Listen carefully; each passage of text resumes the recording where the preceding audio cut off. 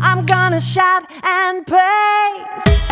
My God can be trusted over and over and over again. My God can be trusted over and over and over again.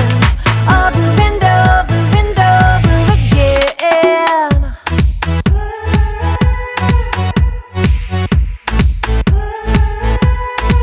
When I am up, when I am down, when life turns me around, should I go left? Should I go right? Should I be walking in circles in my mind? But I know God will make my path straight. I know I'm gonna shout and praise. My God can be trusted over and over and over again. My God can be trusted over and over and over again. Over and over and over again. I'm confident. My God can. I'm confident. My God can. I know. God will make my path straight. I know. I'm gonna shout and praise. I know. God will make my path straight. I know. I'm gonna shout and praise. My God can be trusted over and over and over again. My God can be trusted over and over and over again. My God can be trusted over and over and over again. My God can be trusted over and over and over again. Yes, He can. Over and over and over again. I'm confident. My God can. I'm confident. My God can. Over and over and over. I can trust Him. Over and over and over again. Welcome to Story Lab. This week, we're talking about respect, while we take a look at the story of someone who needed help in a big way.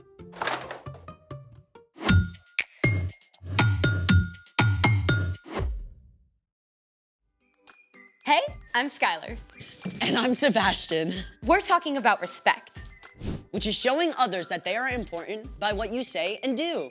In today's story, we're gonna hear about someone with complete power to do impossible things. So, I thought we should try something impossible. But if it's impossible, then we can't do it. This is just for fun.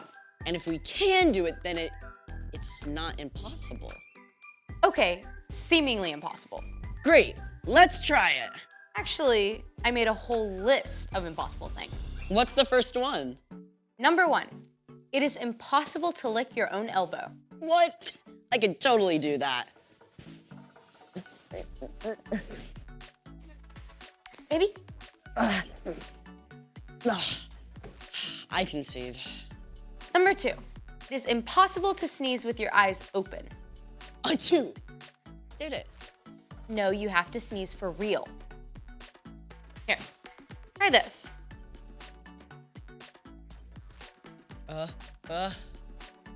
Achoo! Did it? Still fake. You try. Achoo! Eyes closed. I need a tissue. Number 3. It is impossible to fold a paper in half more than 8 times. What if it's a really big paper? Okay, all right. Let's go from that side to that side. Go, go, go. Okay, I'll stay on this side and then we'll come together. Get over there. Yeah, that side, that side. Okay. Okay. Ready? 1. Okay. Okay, this is 1. Remember, keep 1. track. Is it Okay. straight? Fold it. Let's hold it down.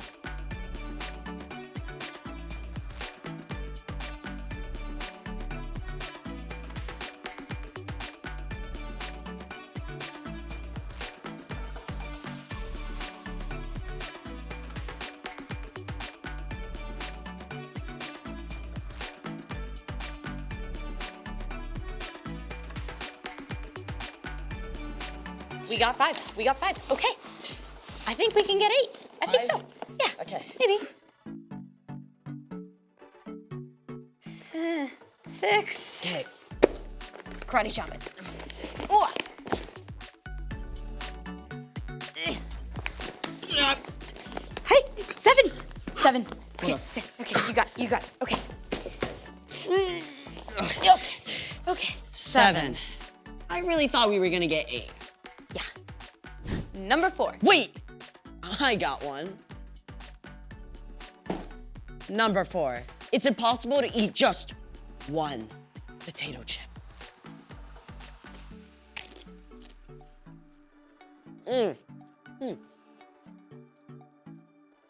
Delicious. See? Just because you have 0 self-control doesn't mean it's impossible. I can totally eat just one chip. Here. These aren't even really that great. I mean, they're not even potato. They're like mushed corn, rice, and chemicals all toasted up and sampled out. Just tricking our brains into thinking they're salty, crispy, potato.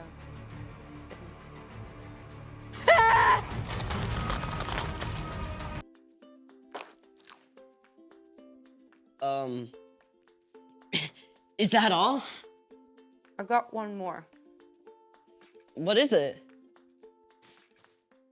You know how people say you're walking on eggshells around somebody? Yeah? Walking on eggshells is a phrase that means to be very careful not to upset someone. You think it's possible to walk on eggshells without cracking them?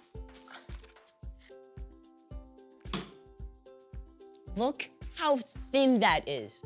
Definitely impossible. But you get to do it anyway. Wait, what?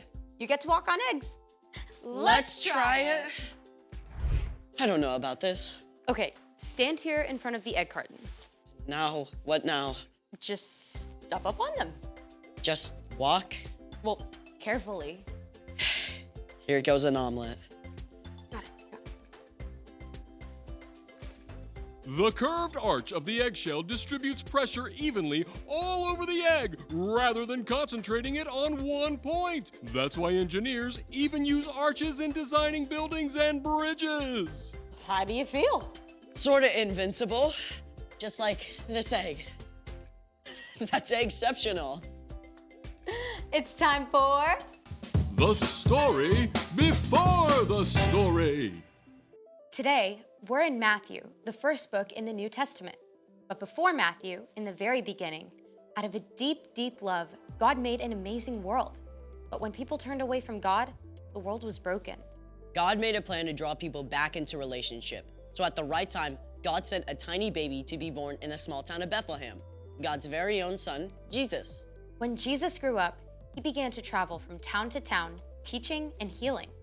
And the town of Capernaum was like his home base. Everyone there knew about him. Not just the Jewish people, but the Romans too.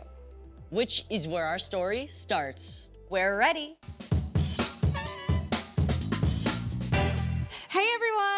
I'm Erica. Hey, Erica. Now, one of those Romans who knew about Jesus was a Roman centurion. This man was important. He commanded at least 100 soldiers who did exactly as ordered, with no question. Forward! March! And halt! You there! Get me a fig and walnut sandwich at once! Yes, sir. With extra goat cheese! Right away, sir. The centurion was used to being obeyed, but though he was stern, he was also a kind man. He cared about the soldiers under his command and the servants who worked for him. One day, one of the centurion's servants became desperately ill. The man was so sick he couldn't even move. The centurion may have called for the best doctors, but no one could help the man. So, the centurion did the unexpected. He went to a Jewish rabbi, Jesus, and begged for help. Lord, my servant lies at home and can't move. He's suffering terribly. Shall I come and heal him? Now you have to understand, going to the home of a non-Jewish person would make Jesus unclean. It was completely against Jewish custom, but Jesus cared more about the sick man than what people might say. It turned out the centurion did not ask Jesus to come to his home. Instead, he said, Lord, I am not good enough to have you come into my house. But just say the word and my servant will be healed. I myself am a man under authority. And I have soldiers who obey my orders. I tell this one go and he goes. I tell that one come and he comes. The centurion knew exactly how true authority works. He knew that when he gave a command, he spoke with the power of the Roman emperor, and it would be carried out instantly. And he believed that Jesus' power and authority were so great that all Jesus had to do was speak a word from anywhere, and the servant would be healed. And you know what? The centurion was right. Jesus turned to the crowd around him and said, What I'm about to tell you is true. In Israel, I have not found anyone whose faith is so strong. Jesus made it clear that anyone who has faith can be a part of God's kingdom, not just people who come from the right background. Then, Jesus turned to the centurion and spoke the very word the man had hoped to hear. Go. It will be done just as you believed it would. Filled with joy, the centurion raced home, and sure enough, his servant ran out to greet him, completely whole and healed, just as Jesus had said. The end. Wow, I mean, like, remote control healing? The centurion really got it. He had respect for Jesus as the final authority. So, what's our part in the story? Well, like we've seen, God can do the impossible with a single word. God is all-powerful and all-loving.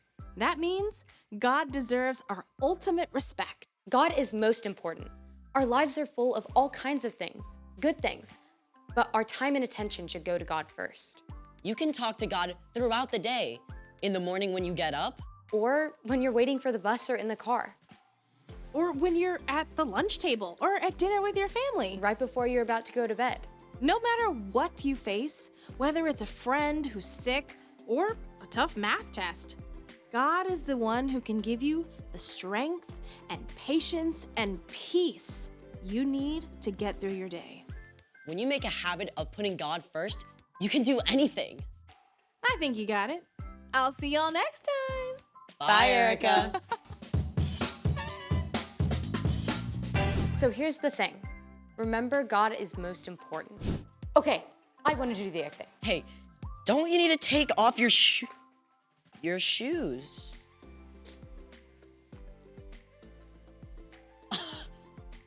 Not too bad. I think you did maybe a little better than me. Maybe completely better than you. Thanks for joining us in the Story Lab. We'll see you next time.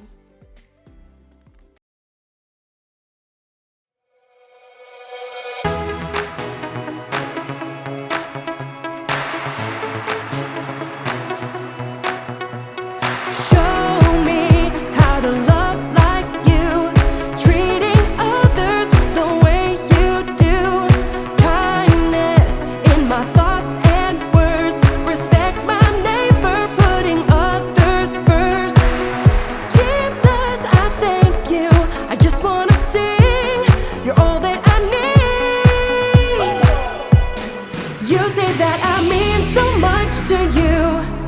You love me like a friend and help me through. So I will worship you in all I do. So I live my life to show that I know you're everything to me. You're everything to me. You're everything to me. So I live my life to show that I know you're everything to me. You taught us a brand new way to follow you in what we do and say. Jesus, you are for us. Help us be more like you every day. Jesus, I thank you. I just wanna sing. You're all that I need. You say that I mean so much to you. You love me like a friend and help me through. So I will worship you in all I do. So I live my life to show that I know you're everything to me. You're everything to me. You're everything to me. So I live my life to show that I know you're everything to me. I'm gonna lift my voice to you. Jesus, you make me sing. I'm gonna live my life for you. You're everything to me. I'm gonna lift my voice to you. Jesus, you make me sing. I'm gonna live my life for you. You're everything to me. You say that I mean so much to you. You love me like a friend and help me through. So I will worship you in all I do. So I live my life